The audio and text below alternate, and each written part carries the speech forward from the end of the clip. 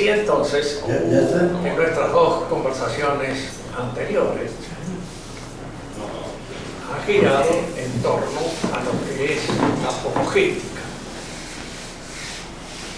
Y habíamos llegado a la conclusión de que la apologética es una ciencia, un saber científicamente sistematizado y ordenado que forma parte de la teología. Y es aquella ciencia que estudia, analiza, examina los preámbulos fidei, las razones de la fe. Hoy nos tocaría hablar de la apología, porque la apología, aunque los términos son un poco semejantes, sin embargo, tiene otra significación distinta. La apología ya no es una ciencia tan claramente sistematizada y organizada como la apologética. La apología pertenece más al arte que a la ciencia, pero no deja de ser también ciencia. Santo Tomás muchas veces en sus definiciones habla de ciencia o arte. Ciencia o arte. Como por ejemplo el caso mismo de la medicina, si bien es una ciencia y está fundada en varias ciencias que colaboran en el arte médico, el arte es propiamente médico. ¿Por qué es un arte? Porque es una operación que se hace sobre un determinado enfermo con el objeto de devolverle aquel equilibrio corporal que ha perdido. En la apología también se emplea gran parte de la filosofía, se emplea la historia, se emplean muchas ciencias, pero se las usa con un sentido que tiene que adecuarse a la situación real en el que el apologista actúa. Grandes apologistas, por ejemplo, Chesterton, es uno de los apologistas posiblemente más importantes que ha tenido la Iglesia en los últimos tiempos. En la Argentina nosotros tenemos a Castellani, que es un apologista en el sentido exacto del término. En Brasil está Gustavo Corsaro, que es también muy bueno y un excelente apologista.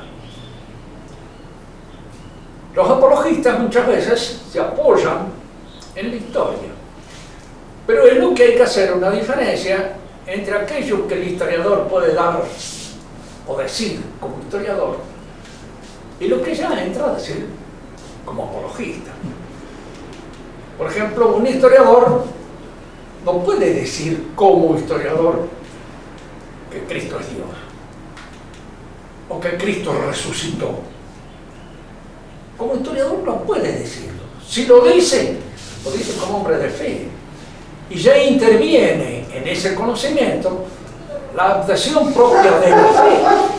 No olvidemos nunca, digo esto porque algunos tenemos fe. Podemos pensar que entonces el historiador no puede tener fe. Sí, tiene fe. Pero una cosa es lo que diga como hombre de fe y otra cosa es lo que como historiador puede decir. Un historiador puede realizar un estudio minucioso, claro, sistemático, de la documentación existente con respecto a la presencia histórica de Cristo. Examinar los evangelios, decir cuándo determinar la época en que fue escrito, hacer un estudio, un comentario de cada uno de ellos. Pero no puede decir que dicen la verdad total o han mentido.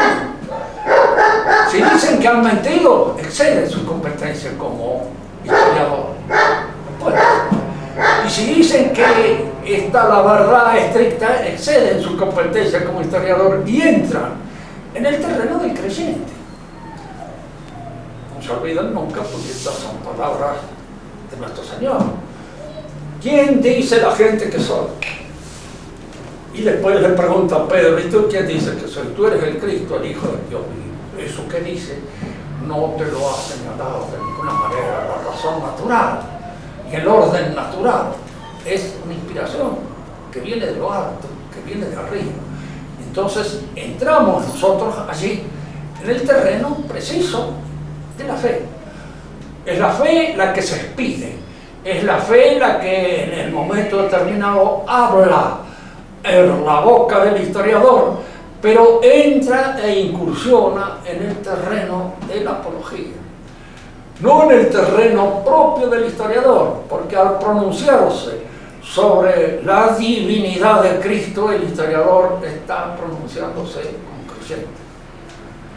Digo esto porque existen en la historia, sobre todo en la historia de Cristo, muchas veces testimonios que han sido dados por hombres perplejos, que no sabían bien quién era.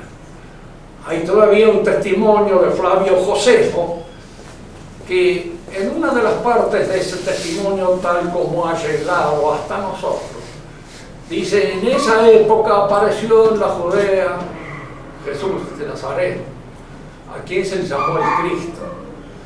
Era un hombre inspirado, si hombre se lo puede llamar. Pero este término, si hombre se lo puede llamar, cuando se examina bien a la luz de lo que este hombre quería, se da cuenta de que ha sido añadido posiblemente por un copista.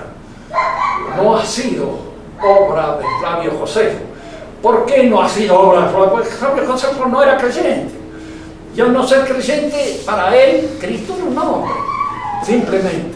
Y él daba cuenta y razón de hombre. Podía dar cuenta y razón de muchos hechos extraordinarios atribuidos a ese hombre, pero no tener la plena y absoluta seguridad de que era algo más que un hombre.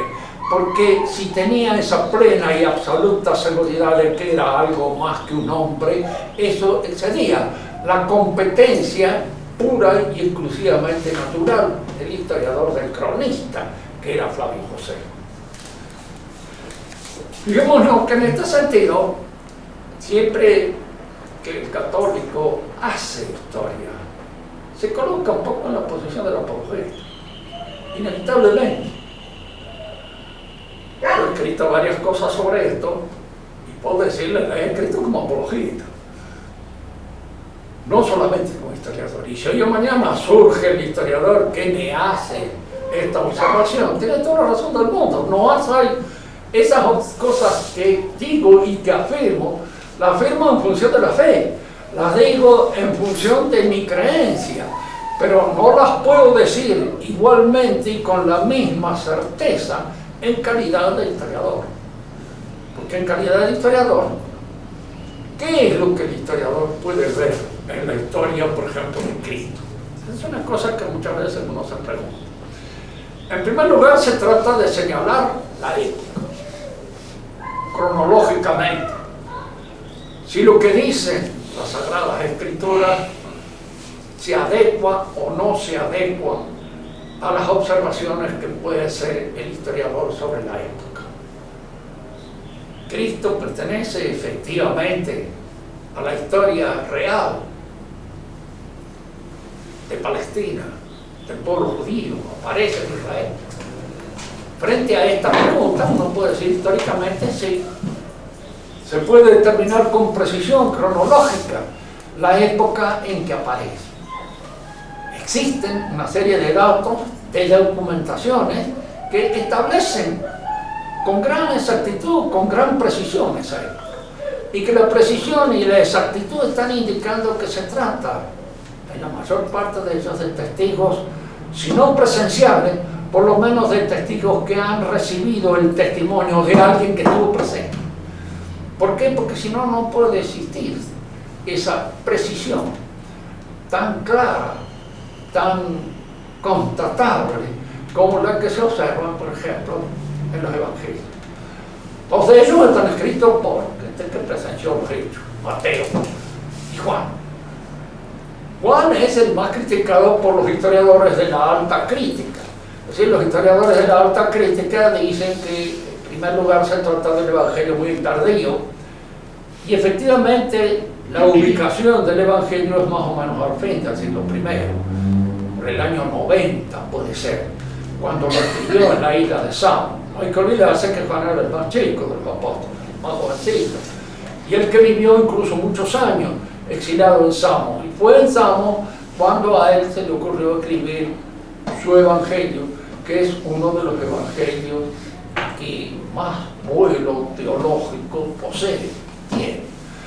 Eso precisamente, como al mismo tiempo es uno de los evangelios que, diríamos así, insiste más sobre lo que llamaríamos la perfidia judía. Olvidamos acá porque los judíos protestan mucho sobre este término, tal como aparece en la Sagrada Escritura. O sea, habla de pérfido, porque entre nosotros la palabra pérfido supone malvado. En la realidad significa infiel. Es decir, el hombre que ha perjurado, el hombre que ha faltado a la fe. Y al haber faltado a la fe, no ha creído precisamente en el testigo que aparece, Cristo mismo, como si fuera el Mesías. Entonces, se atribuye a Juan Evangelista una actitud muy antisemita. Este es un término también que ha entrado en la literatura polémica hace relativamente poco tiempo. Imagínense que ser antisemita debe ser el colmo de la estupidez. ¿Por qué? Porque semitas serían todos los pueblos de lengua semita, que tienen una lengua semita. Los árabes son semitas, los coptos son semitas, los babilónicos son semitas, los sirios que hablaban el siriaco son semitas, los libaneses son semitas, en cuanto al idioma, porque es una designación lingüística, no es una designación racial. Son muchas las razas que en alguna manera pueblan esos países y hablan esas lenguas. De manera que ser antisemita sería ser enemigo de todos, de alguna manera declararse contrario a todo eso, lo cual es absurdo. Es una invención que da lugar a equívoco. Y como todas las cosas que dan lugar a equívocos se usan con el objeto precisamente de ser equivocado y de crear esos equívocos con toda precisión y con toda seguridad. Decimos entonces que la apología forma parte ya del arte. Es lo que en un momento determinado puede ser el uso de una argumentación hecha ad hominem. Hay ciertas cosas que, de acuerdo con el público, de acuerdo con la capacidad receptiva que tenga la gente a la cual me dirijo, son bien llegadas. En otro público, con otra gente, podrían no ser tan adecuadas y podrían resultar incluso a veces hasta inadecuadas. Por eso el apologista se dirige a un determinado público. Está dirigiéndose a determinada gente. Ustedes lo pueden ver perfectamente esto en Chesterton. Chesterton habla mucho para los ingleses. Indudablemente que se puede también dirigirse a mucha gente que, sin ser inglés, están inficionados por el morbo liberal, de manera tal de que a todos esos se dirige, y se dirige teniendo en cuenta esa existencia del liberal entre la gente que lo escucha. El liberal es indudablemente un hombre, como decíamos en la clase anterior, que surge y se explica en clima cristiano. Surge y se explica en clima cristiano porque el liberalismo es una herejía especial, propia del cristianismo. Es la herejía cristiana por antonomasia y la más completa de todo, porque es aquella herejía que exalta a la persona individual en detrimento precisamente de todas aquellas comunidades orgánicas de las que la persona puede formar parte. Y esta exaltación es debida a una verdad cristiana, que, como decía Chesterton, se ha vuelto loca. Hay ciertas verdades cristianas que, al hipertrofiarse, al inflamarse, al crecer en detrimento de toda la armonía del conjunto de la fe, crean un clima, diríamos así, de rechazo a la totalidad de la fe. El mismo Chesterton decía una cosa que interesante repetirla, porque nos pone sobre aviso sobre estas cosas. Una cosa importa, decía, todo. Lo demás es vanidad de vanidad. Hay una cosa importante, todo. Todo el conjunto, la armonía, la totalidad. En cuanto uno insiste en uno de los aspectos y lo hipertrofia, está creando así la herejía. Y la herejía propia del cristianismo es precisamente el liberalismo. ¿Cuándo nace, cuándo surge y cuál es el clima propicio para el desarrollo del protestantismo? Porque con la protesta se inicia el liberalismo. ¿Y el protestantismo cuál es el principio protestante?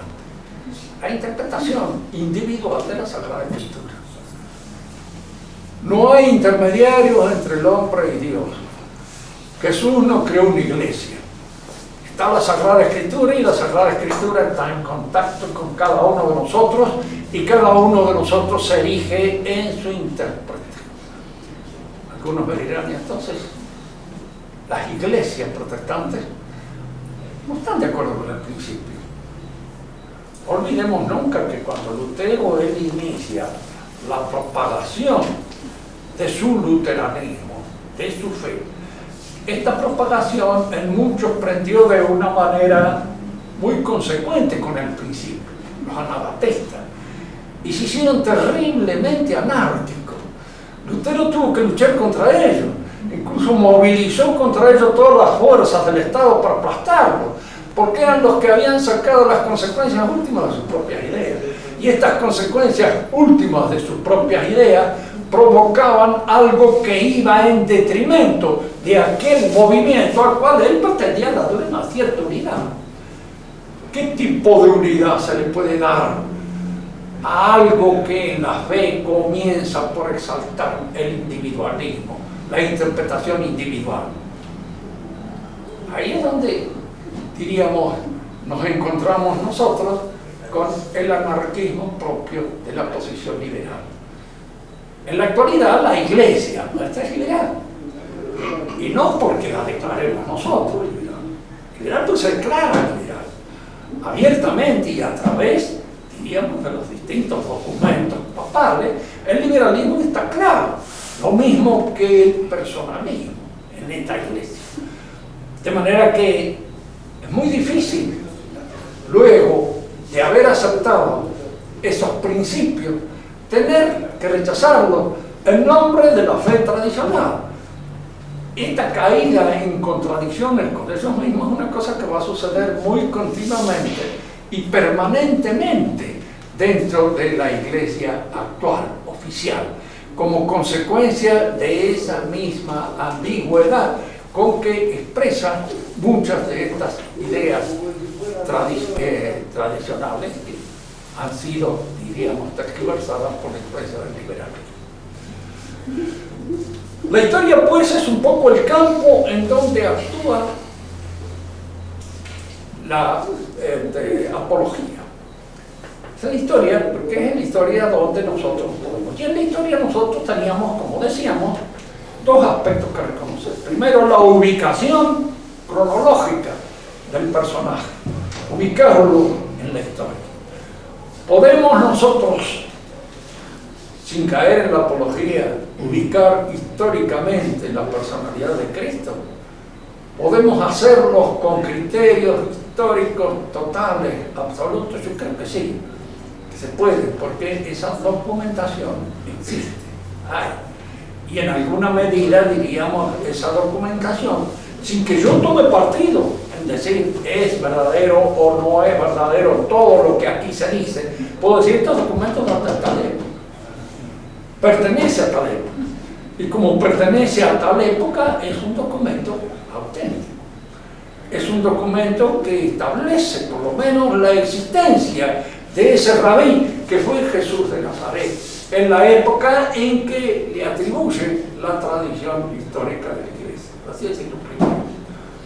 Y luego hay otro aspecto dentro de la historia, que esto sí ya es un recurso más librado a las manos de la apología, y es la proyección. Se puede entender lo que sucedió después si yo empiezo por borrar esta personalidad de la historia. Fíjense que hubo una época en que esta especie de exaltación de las masas, esta especie, diríamos así, de énfasis que se pone en el valor másico de la muchedumbre, que viene precisamente como influencia del materialismo histórico. Y entonces desaparecían los personajes. Sócrates no existió, Jesús es un mito. Son cosas que van surgiendo en la historia del siglo XIX. Tanto que uno de ellos se animó a hacer una cosa que Napoleón no había existido, y que era un mito solar. En una época donde había gente que lo había conocido.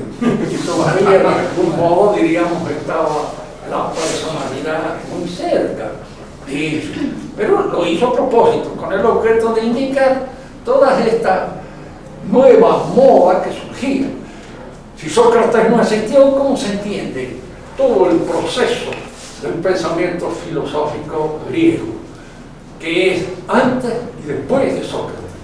Y de alguna manera esta figura que aparece señalando y determinando con toda precisión estas dos fechas no tiene una influencia proyectiva sobre todos los que vinieron después, no se explica.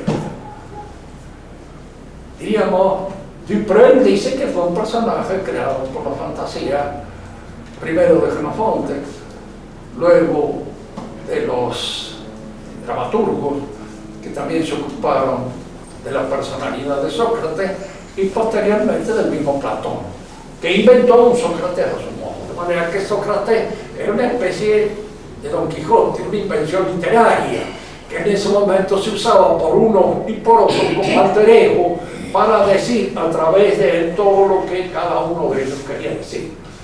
Fíjense que esta manera de entenderlo, en el caso de Sócrates, no es totalmente absurda, porque algo de eso hay. Sócrates no escribió nada.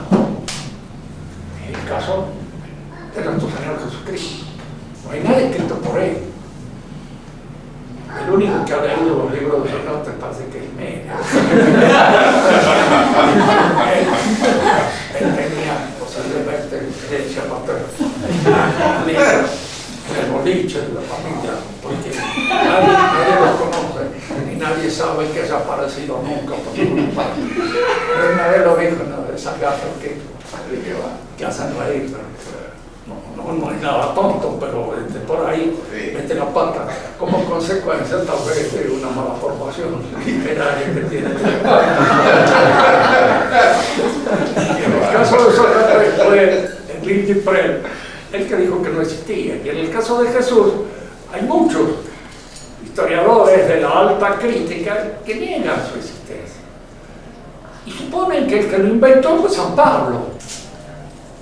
San Pablo colgó de los hombros espectrales de este rabí de Nazaret, del cual no se sabe nada, lo cual apenas se entiende, porque es un personaje que habla de una manera misteriosa, que habla más bien como un mito que como una persona real.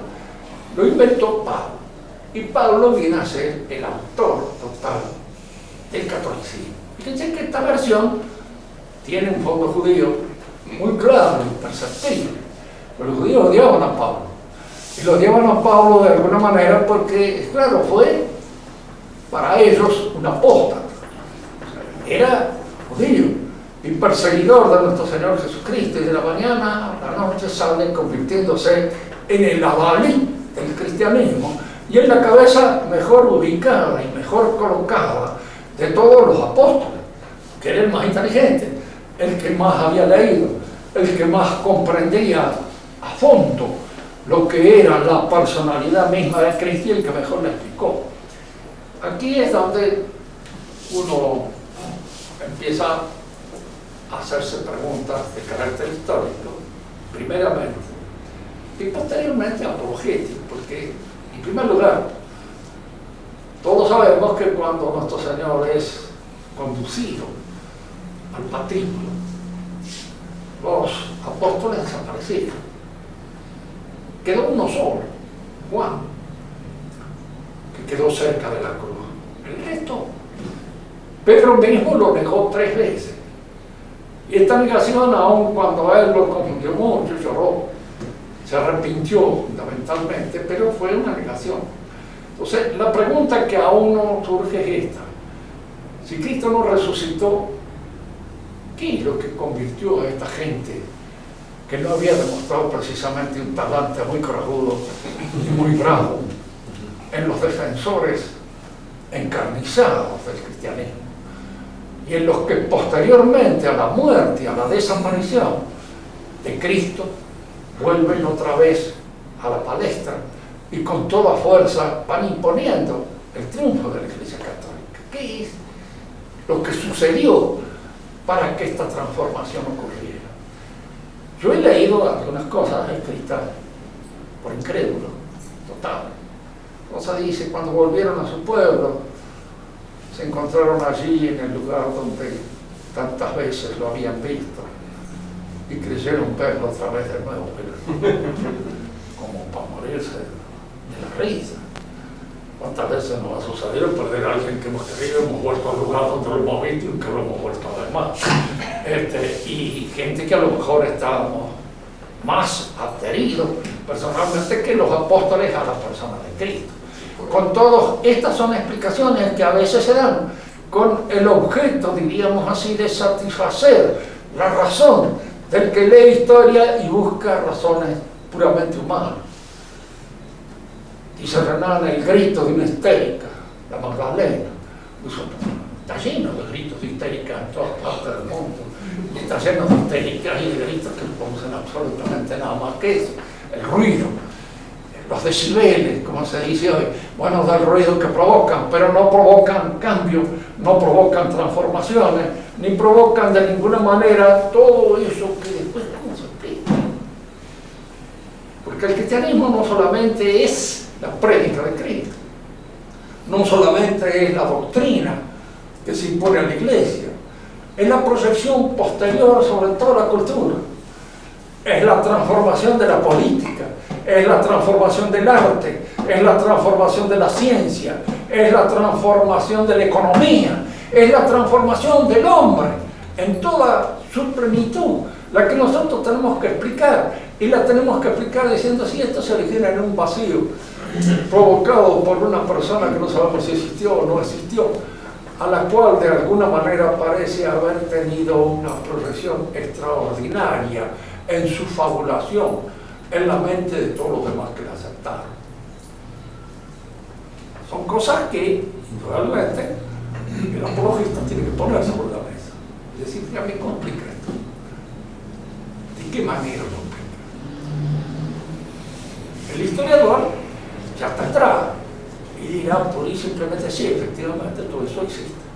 Hay una transformación de la ciencia, hay una transformación del arte, hay una transformación de la política, hay una transformación de la economía, todo eso existe, hay que reconocerlo, actúa, obra. Ahora, ¿por qué? Esos son los misterios que a veces nosotros no podemos penetrar con la luz de la razón, porque evidentemente con la luz pura y exclusiva de la razón no son penetrados, son misterios. Y en las cosas donde actúa el misterio, en gran parte la que me permite a mí manejarme, ordenarme y dirigirme es la fe. Sin la fe, el misterio se hace todavía más oscuro y se convierte más que el misterio en un enigma indescifrable. La proyección de Cristo en toda nuestra civilización es un hecho. Es un hecho al cual no podemos dejar de admitirlo como tal. Y la explicación que podamos dar de ese hecho, si bien supone la fe como elemento indispensable para admitirlo, el historiador puede decir, mire, son cosas que la gente cree, y la fe son fenómenos propios que se explican, digamos, en función de la adhesión que la gente da a ciertos testimonios. Tomemos un ejemplo que también sirve para la apología y que es mucho más anterior a esto. Nosotros no sabemos bien la constitución de las distintas civilizaciones, no la conocemos en su origen. Las dos civilizaciones que nosotros conocemos en su origen es la israelita y la cristiana. Esas sí las conocemos en su origen, cuando empiezan, cuando se inician. Y la iniciación precisamente en una y en otra es un fenómeno religioso. Podemos admitir que en todas las demás civilizaciones que aparecen en la historia existe un fenómeno religioso semejante. Probable. El historiador solamente se puede limitar a decir esto que dice Sistel de Coulanges, que es un historiador y un historiador positivista, presente, de alguna manera. Siempre que nosotros examinamos la historia de los pueblos, aparece como que el hombre no obedece nunca al hombre, sino que obedece a Dios, a los dioses, o en todo caso, cuando se pierde de vista esta adhesión personal a Dios, a los dioses, obedece a la naturaleza, pero nunca al capricho humano. El hombre que se erige en jefe de una familia, en la actualidad es muy correcto decir, bueno, el viejo padre, la familia hacía lo que quería. Nunca hizo lo que quería. Nunca la familia estuvo sometida a su capricho. Estaba sometida a la tenis, que era una ley tradicional, hereditaria, que según la fe de ellos venía de los dioses, venía de Dios. Es decir, en el fundamento de toda civilización, nosotros observamos y reconocemos la existencia de una tradición religiosa, de algo que los hombres han recibido de la divinidad, de Dios o de los dioses. Y esto que han recibido de Dios o de los dioses es un mandato para ser obedecido y que constituye el fundamento de las leyes que rigen la actividad de esa sociedad. Por eso no se pueden rechazar. Cuando uno llega a la convicción de que la ley no es nada más que una cosa hecha por un determinado legislador, que puede ser medio papanata, uno ya pierde completamente el respeto y pierde de alguna manera la adhesión al fundamento de la legalidad. Entre los griegos existía la temis y existía la dike. La temis era la ley antigua, la ley tradicional, la ley que habían recibido de los dioses y que constituía el fundamento de la familia gentilicia, que era la primera organización social que se conoce y en función de la cual se hacen todas las otras organizaciones sociales, que son proyección de la organización familiar. La temis constituye eso, y la dike es la que nace en la ciudad, y la que nace en alguna medida como una consecuencia de la razón política, que hablamos ya de la razón, en que los hombres obligados, reunidos, establecen ciertas disposiciones con el objeto de organizar mejor la ciudad. Pero estos hombres se cuidan muy bien de saber que el principio de toda esa organización es la divinidad, es Dios, y que la ofensa a esas leyes es una ofensa a Dios. El mismo Sócrates, cuando fue condenado a muerte, y que los amigos de él quisieron liberarlo. Se podía en aquel entonces porque el soborno era abundante, no se olviden que era la democracia.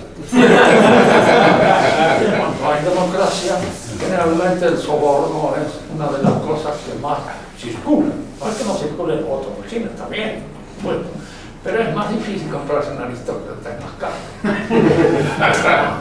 En cambio, comprarse a un individuo cualquiera, de los pueblos que generalmente andan faltos de dinero, es más fácil comprar. Se compraban a los carceleros, por supuesto, y los amigos de Platón de Sócrates estaban dispuestos a sacarlo, entre Platón. Sócrates no quiso. ¿Cómo me presento yo en el otro mundo ante las leyes que me crearon? ¿Sí? Fíjese que lo que dice este hombre allí no es una cuestión retórica, como puede decir un tribuno de nuestra cosecha acá, el honor, acá. Dicen cosas en las cuales no creen y cosas en las cuales no adhieren de ninguna manera con todo Cristo. No, usted está condenado a muerte, lo quieren salvar de la muerte, y es en ese momento cuando aparecen diciendo: ¿cómo me presento yo ante las leyes que me criaron? ¿Con qué cara me presento después de haber blasfemado y de haberlas contrariado en su esencia? Es decir, cuando nosotros examinamos el contenido fundamental de todas las sociedades humanas, descubrimos siempre este punto. Este fundamento religioso, esto que se llama la tradición. Nosotros empleamos ese término y los católicos lo empleamos con una acepción muy clara, porque se refiere precisamente a aquello que la Iglesia Católica considera como tradición, que junto con las Escrituras constituyen el fundamento de la fe, siendo más la tradición que la Escritura. ¿Por qué? Porque ¿cómo sé yo que las Escrituras son las Sagradas Escrituras? Que lo dice la Iglesia.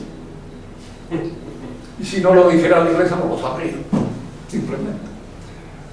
Porque le dice a la Iglesia, que la Iglesia, ¿de dónde saca la autoridad para señalar que estas son las Sagradas Escrituras y no otras que puede haber por ahí? Y que la interpretación que se dé de las Sagradas Escrituras es la interpretación que la Iglesia por tradición establece. Aquí es donde no tenemos más remedio que admitir que hay un fundamento tradicional que viene de los apóstoles y que es el que constituye esa verdad. Y en todas las otras sociedades, ¿de dónde viene ese fundamento?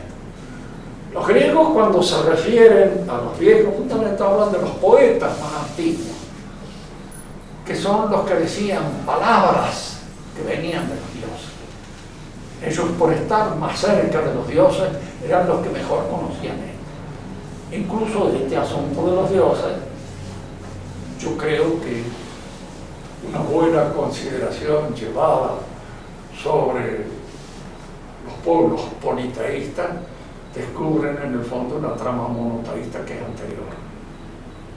Lo digo un poco como elemento de curiosidad, porque en la actualidad hay un movimiento bastante importante en Europa, y en Francia se hace sentir mucho, neopagano, en el cual se quiere volver al politeísmo tradicional, al politeísmo antiguo pagano. No hay que olvidarse de que el politeísmo es una consecuencia de ciertos enlaces entre diferentes tradiciones que vienen de los distintos pueblos que se aglomeran en uno, y cada uno tiene su nombre de los dioses. Entonces hay una especie de síntesis, de ecumenismo, que se realiza en función de la unidad política y del deseo de mantener esa unidad política. Así que el politeísmo es el resultado de una síntesis, de un sincretismo racionalista, y no es fundamental, no es lo que está en la base, en el fundamento de la sociedad. Lo que está en la base y en el fundamento de la sociedad siempre es monoteísta. Y de acuerdo con los mejores estudiosos de las religiones, que no son muchos, diré que parece ser una tónica general, los tipos que se dedican al estudio de la religión no creen en nada. No se sabe, claro, lógicamente les falta el sentido de la fe, el sentido de la verdad religiosa. No lo tienen. Entonces hablan de la religión como si la religión fuera una cosa inventada por el hombre. Si es una cosa inventada por el hombre, en cuanto el hombre lo sepa, se acabó la religión. Entonces no se cree más, pero creemos en las cosas que pueden ser inventadas por nosotros. Si los dioses son invención nuestra, ¿qué valor tienen? Si Dios es una invención nuestra, ¿qué puede ser? Proyección más o menos fantástica de mi psicología, la que yo invento y creo en Dios a mi imagen y semejanza. Pasa mucho, para terminar esta conversación, en una conversación con una dama que no entendía por qué razón las mujeres no podían ser sacerdotes. Y le digo yo, mire, el sacerdocio es una proyección de la paternidad. Usted puede ser padre. No. Pero madre, tal vez sí. Madre puede ser la mujer. Los hombres no. Aunque muchos de ellos ponen muy buena voluntad para hacerlo. ¿Cómo son? No sé, te digo, hay que ver las cosas honestamente. ¿De dónde nace la paternidad? La paternidad viene de Dios. Que Dios es Padre. Pues parece ser una de las cosas tradicionales más antiguas que existen. Zeus Pater, Ius Peter. Todas las designaciones más antiguas que conocemos, tanto en el seno de las religiones indogermánicas como en el de las semíticas, la referencia a Dios como Padre. De manera que podemos decir, miren, la paternidad de Dios es algo que le conviene a Dios, no es la proyección de nuestra sexualidad hacia Dios. Porque en el hombre la paternidad es algo que es propio del espíritu.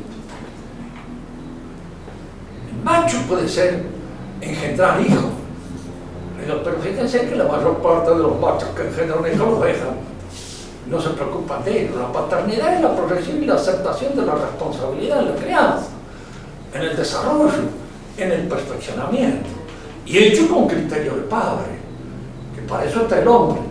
Está el criterio de la madre, que es propio de la madre, con la cual la madre también cría a sus hijos maternalmente y el padre paternalmente.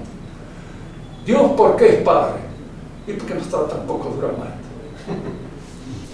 Ya lo decía Santa Teresa, que tenía mucha más fe que yo, y sin embargo decía, si así tratáis a los que te quieren, ¿cómo es de tratar a los que no te quieren? Porque si nos trataba a nosotros bastante duramente, y esta dureza es la dureza paternal, porque somos hijos un poco del rigor. Y es el rigor con que nos trata Dios. El sacerdote, ¿qué es? Un representante de Dios. Y es un representante de la paternidad divina, en el cual la paternidad se da. ¿Pero por qué tiene que ser el varón o no? Porque el hombre es padre, la mujer es madre, no es padre. Ahí está el asunto y la explicación clara, terminante, que incluso a veces a mí me llama la atención de que no esté muy desarrollado por los teólogos este aspecto de la paternidad. No se trata de elegir al hombre pura y exclusivamente por una preferencia de la masculinidad. Se trata de él porque el hombre es donde el fenómeno de la paternidad se da. Como se da en la madre el fenómeno de la maternidad. Uno podría decir, no olvido las mujeres, porque las mujeres son el receptáculo de la influencia divina cuando nace el hijo. ¿Es así? Lo que ustedes leen en la letanía dedicado al útero de la Virgen, pueden leerlo todos los úteros, porque son todos. Tienen esa misma aptitud y capacidad de recibir la influencia divina y de generar el hijo. Cosa que el hombre no lo tiene. Hoy día todas estas cositas que se hacen, alzar al hombre contra la mujer, al hijo contra los padres, nacen de una sociedad enferma, fundamentalmente enferma, como esa pregunta que están haciendo ahora, si dos homosexuales se pueden casar. Me encanta decir, ¿por qué no se van a preguntarle eso a hombres? ¿Qué vienen con esa estupidez y esa imbecilidad? ¿A dónde se le ocurre eso? ¿Para qué se quieren casar? Los imbéciles. Son viciosos, uno muy bien, está lleno de vicios. Cada uno de ellos no puede tener una sanción legal que lo convierta en una especie de superhombre por el hecho de que ha superado precisamente la distinción sexual que lo califica como varón. ¿Quieren hacer alguna pregunta? Háganla, con esto damos por terminado nuestra excursión en el terreno de la apologética y de la apología. Doctor, profesor, una pregunta. Mencionó a algunos eclesiásticos liberales que se proclamaban liberales. cómo entiende el apologista cómo funciona esa mentalidad liberal. En la iglesia. En la iglesia. ¿Cómo se manifiesta y en qué hechos, cómo se manifiesta el liberalismo de ese eclesiástico y cómo explicaría el apologista ese funcionamiento de la mente de ese liberal eclesiástico? Bueno, voy a ver si lo contesto bien. Yahvé elige a Abraham, que va a ser padre de un pueblo innumerable. Ese pueblo es elegido como pueblo. El pueblo de Israel es aquel que va a dar nacimiento al Mesías. La elección de Yahvé es al pueblo. Y es el pueblo de Israel aquel que recibe la elección. Es el pueblo elegido por Dios. Cuando viene nuestro Señor Jesucristo, elige a los apóstoles y los elige personalmente. Sígueme, deja todo lo que tienes, sígueme, tú sígueme. El cristianismo se constituye sobre una base de convocación pura y exclusivamente personal. Por eso se dice que la iglesia es una sociedad de personas. No son pueblos elegidos, ni hay tal cosa, hay personas que son elegidas. Y estas personas que son elegidas deben crecer personalmente en perfección hasta convertirse precisamente en esas piedras vivas de esa Jerusalén celeste. Todo esto significa un crecimiento personal, una realización personal. Por eso diríamos, el pecado de Israel es un pecado como pueblo. Israel peca como pueblo. Y fíjense que si nosotros consideramos, digamos, fino, en los israelitas, lo embromado es el conjunto. A veces los individuos aislados no lo son, pero lo es el conjunto, porque como pueblo actúa mal. En la política moderna, porque la revolución es un fenómeno que nace de los fundamentos cristianos. Y en la revolución hay dos cosas. El liberalismo, que nace precisamente de ese énfasis puesto en lo personal por la iglesia, y el comunismo, que nace de un énfasis puesto en el pueblo. El comunismo es un mesianismo de origen judío, típico, porque los judíos transponen ahora, en el caso de Marx, al proletariado su calidad de pueblo elegido. Es el pueblo, el proletariado, un pueblo elegido para alcanzar esa plenitud espiritual que va a lograr, diríamos, cuando se realice la sociedad comunista perfecta. Nosotros, en cambio, caemos en el otro. El error nuestro es el personalismo. Es precisamente la insistencia en el valor de la persona aislada, porque nace de esa selección. Cristo nos elige personalmente.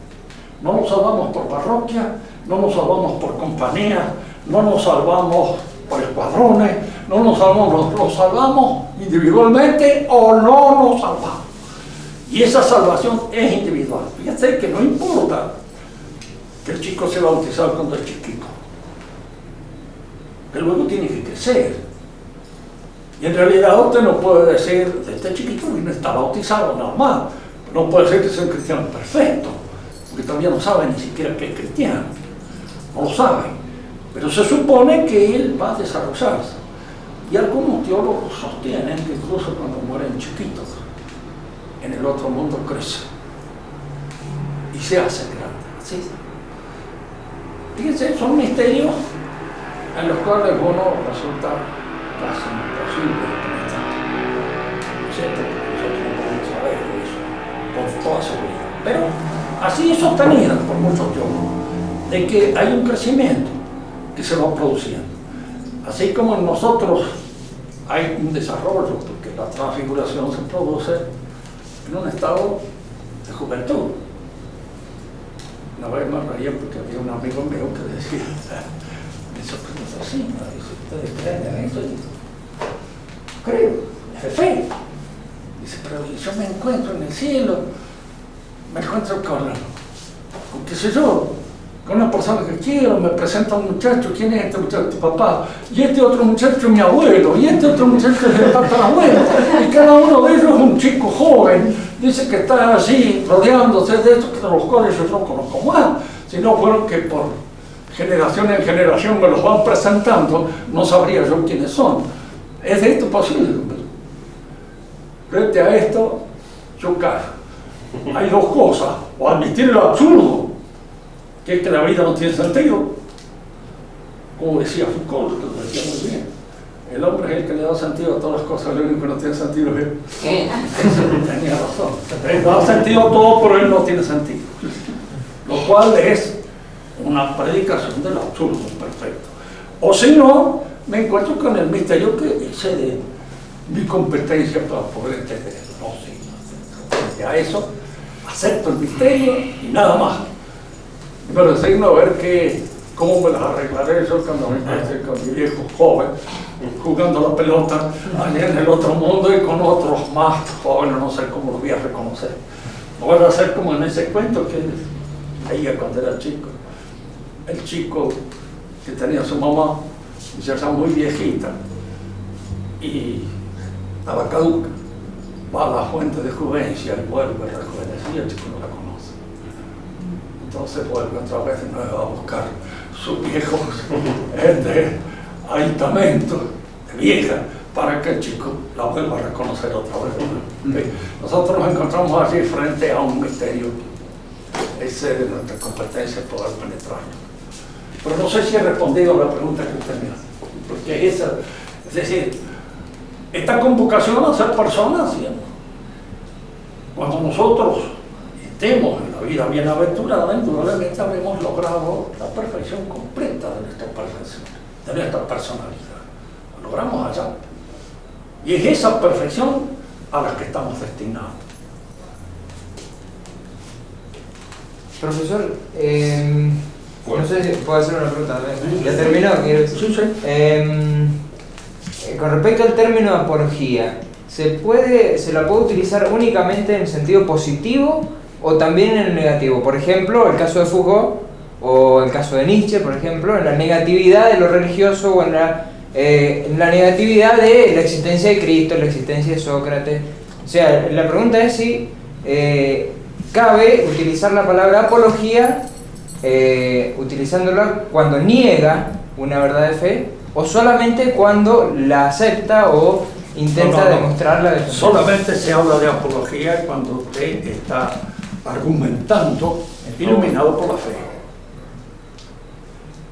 Cuando usted hace otra cosa, es decir, cuando usted da una interpretación que puede ser contraria incluso a muchas de las cosas, supóngase que, por ejemplo, este señor que hace la vida de Magdalena y supone que Magdalena y Cristo estaban enamorados o alguna cosa así, él actúa por su cuenta. Él ahora allí no como apologista, por supuesto, no está haciendo la apología, está haciendo una interpretación. Hay tipos que ven porquería en todas partes y tienen ese ojo especial para adivinar las malas intenciones. Sí, Scorsese, por ejemplo, en la vida esta que hace en el cine de Jesús, él es invertido. Y lógicamente debe estar convencido de que el homosexual es el hombre perfecto, por antonomasia.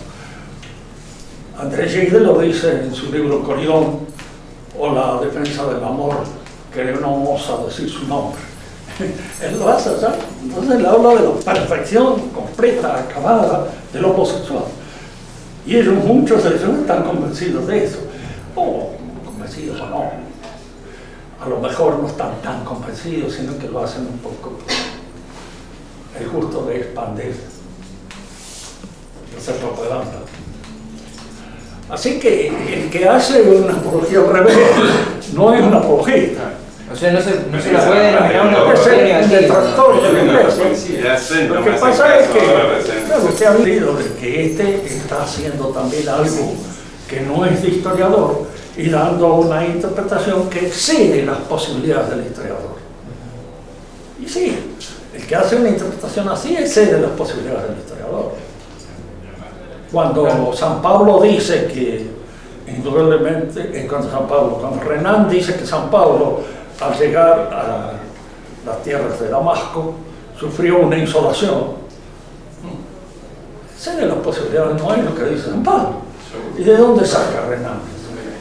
De una interpretación de ella. Ahora la insolación explica toda la genialidad del otro. Yo soy conocido a soleados que no producían absolutamente nada. Es como cuando uno trata de explicar la enfermedad, explica la enfermedad.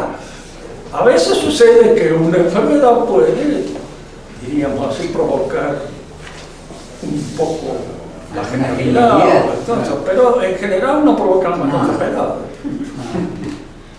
Así que explicarlo por eso no tiene mucho sentido.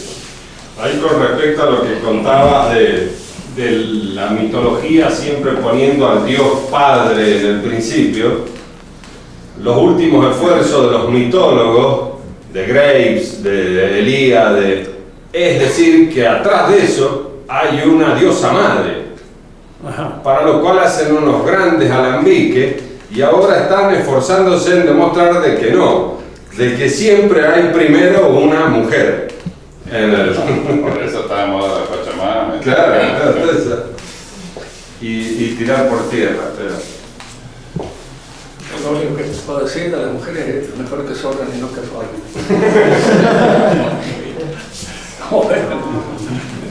Mejor que sabe más y no de menos. Algo la hizo. Lo probado siempre en estas cosas es cuando alguien deforma su condición. Un marica es profundamente repugnante. Y cuanto más marica es peor. Y en el caso todavía de las mujeres, un poco machona lo mismo. Ustedes, claro, desfiguran su feminidad. Pero hoy día el sexo lo decide un juzgado, así que no hay problema. Qué poco tolerante. Muy bien.